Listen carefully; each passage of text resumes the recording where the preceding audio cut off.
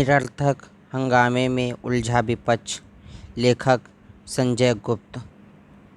संसद के मानसून सत्र को शुरू हुए 3 सप्ताह हो चुके हैं, पर विपक्ष का हंगामा थमने का नाम नहीं ले रहा है।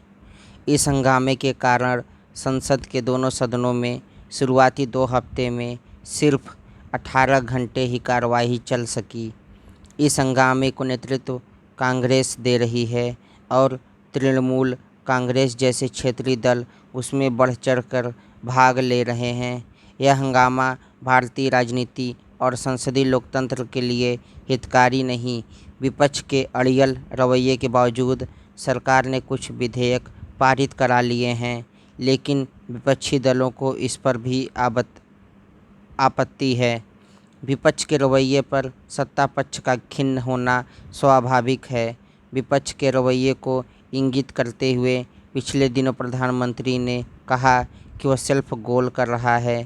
एक तो विपक्ष चर्चा में भाग नहीं ले रहा, और जब कोई विधेयक सदन में चर्चा के लिए आता है तो वह शोर शराबा करता है।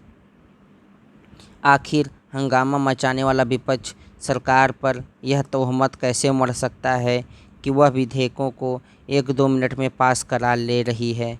क्या विपक्ष यह चाहता है कि सरकार अपना काम न करे? यदि विपक्ष यह चाहता है कि विधेयकों पर चर्चा हो तो फिर उसे हंगामा मचाना छोड़ना होगा। विपक्ष का जैसा रवैया लोकसभा में है, वैसा ही राज्यसभा में। लोकसभा की तरह राज्यसभा में भी विपक्ष सदन नहीं चलने रहा है, पर सरकार इस सदन में बहुमत न होते हुए भी कुछ दलों के सहयोग से विधेयक पारित करा ले रही है। यह सत्ता पक्ष के कौशल का परिणाम है कि इसके बाद भी यह सही है कि संसद का कामकाज बुरी तरह प्रभावित है। संसद में हंगामे को नेतृत्व दे रही जो कांग्रेस सदन में बहस से बच रही है, वह बाहर अपनी सक्रियता दिखा रही है। राहुल गांधी कभी ट्रैक्टर लेकर सड़क पर निकलते हैं और कभी साइकिल लेकर।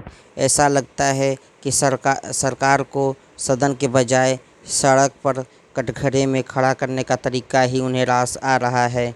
पता नहीं वह कृषि कानूनों, पेट्रोलियम पदार्थों के मूल्यों में वृद्धि और पेगासस जासूसी जैसे जिन मामलों को बाहर उठा रहे हैं, उन पर संसद में बहस करने को तैयार क्यों नहीं हैं। कांग्रेस और अन्य विपक्षी दल पेगासस मामले पर कुछ ज़्यादा ही जोर दे रहे हैं। हालांकि हाल में इस मामले पर दायर एक याचिका पर सुप्रीम कोर्ट ने जब यह पूछा कि आपके पास क्या प्रमाण है कि जासूसी हुई, तो याचिकाकर्ताओं के पास कोई जवाब नहीं था। इस पर भाजपा नेता रविशंकर प्रसाद ने यह सवाल खड़ा किया कि क्या कारण है कि पेगासस मामले से भाजपा या भारत सरकार के संपर्क का भी प्रमाण पेश नहीं किया जा सका है। इस मामले की गंभीरता पर इसलिए भी संदेह होता है क्योंकि जो मोबाइल नंबर सुप्रीम कोर्ट के एक न्यायाधीश का बताया गया, वह 2014 का निकला। अपने देश में जो तमाम समस्याएं हैं, उन पर संसद में चर्चा होनी चाहिए, लेकिन ऐसा नहीं हो रहा है। यह अजीब है कि पिछले दिनों कोविड महामारी की दूसरी लहर के दौरान विपक्ष सरकार को आड़े हाथ ले रहा था और विशेष सत्र की मांग कर रहा था। इसके लिए सरकार तैयार भी हुई, पर जब चर्चा का समय आया तो विपक्ष पेगासस जासूसी मामले में सरकार को घेरने की कोशिश करता रहा। पेगासस मामले पर आईटी मंत्री का कहना है कि किसी की जासूसी नहीं की गई। यह तो स्पष्ट नहीं कि सरकार ने पेगासस सॉफ्टवेयर खरीदा है या नहीं, लेकिन यह तय है कि खुफिया एजेंसियों के पास जासूसी के अन्य साधन तो होंगे ही।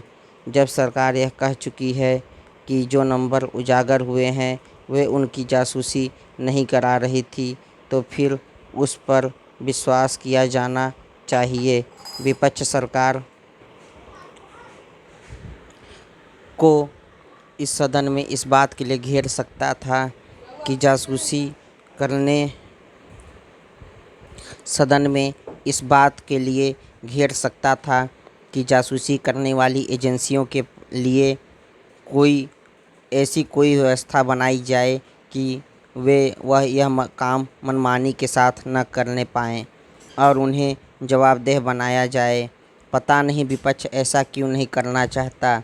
राहुल गांधी यह मानकर चल सकते हैं कि उन्होंने विपक्षी नेताओं को नाश्ते पर बुलाकर और फिर उनके साथ साइकिल चलाकर एक बड़ी सफलता हासिल कर ली, पर उन्हें यह ध्यान रखना चाहिए कि विपक्षी दल अपनी राजनीति को क्षेत्रीय नज़रिए से देखते हैं और यह किसी से छिपा नहीं कि एक के बाद एक राज्यों में कांग्रेस कमज़ोर होती जा रही है। उसकी ज़मीन पर क्षेत्रीय दल काबिज होते जा रहे हैं। आखिर कमज़ोर होती कांग्रेस को क्षेत्रीय दल क्यों नहीं महत्व देंगे। कांग्रेस को इसकी अनदेखी नहीं करनी चाहिए कि तृणमूल कांग्रेस जैसे दल विपक्ष का नेतृत्व अपने हाथ में लेने की कोशिश कर रहे हैं। यदि कांग्रेस राज्यों में इसी तरह कमज़ोर होती रही तो वह दिन दूर नहीं कि खुद उसकी राजनीति हैसियत क्षेत्रीय दल शरीक हो जाए। यदि ऐसा हुआ तो कांग्रेस का और अधिक अप्रासंगिक होना तय है।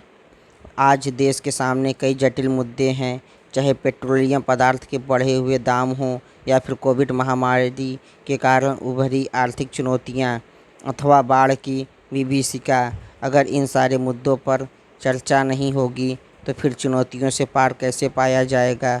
चुनौतियां केवल राष्ट्रीय स्तर पर ही नहीं, अंतर्राष्ट्रीय स्तर पर भी हैं। एक ओर अफ़गानिस्तान के हालात समस्याएं खड़ी कर रही है और दूसरी ओर चीन भी चुनौती बना हुआ है। कांग्रेस चीन के रवैये को लेकर बोलती तो खूब है, लेकिन वह एक जिम्मेदार विपक्ष की भूमिका निभाने से इनकार कर रही है।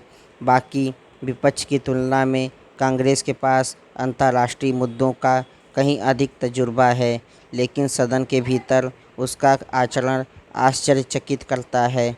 समझना कठिन है कि देश के सामने उपस्थित चुनौतियों पर कांग्रेस कोई सार्थक बहस क्यों नहीं करना चाहती। कांग्रेस सहित विपक्ष भूल रहा है कि सदन के भीतर बाहर के शोर शराबे या धरने प्रदर्शन का कोई खास राजनीतिक प्रभाव नहीं पड़ता। संसद के भीतर बाहर हंगामे या धरना प्रदर्शन पर दिल्ली का मीडिया कुछ दिन तो ध्यान देता है, पर उसका असर देश के कोने कोने तक नहीं पहुंचता। अगर विपक्षी दल सार्थक चर्चा के जरिए सरकार को सदन में घेर पाए और सकारात्मक भूमिका लाकर विधेयकों में संशोधन कराने में सफल हो जाए तो इसका प्रभाव देश की जनता पर जरूर पड़ेगा।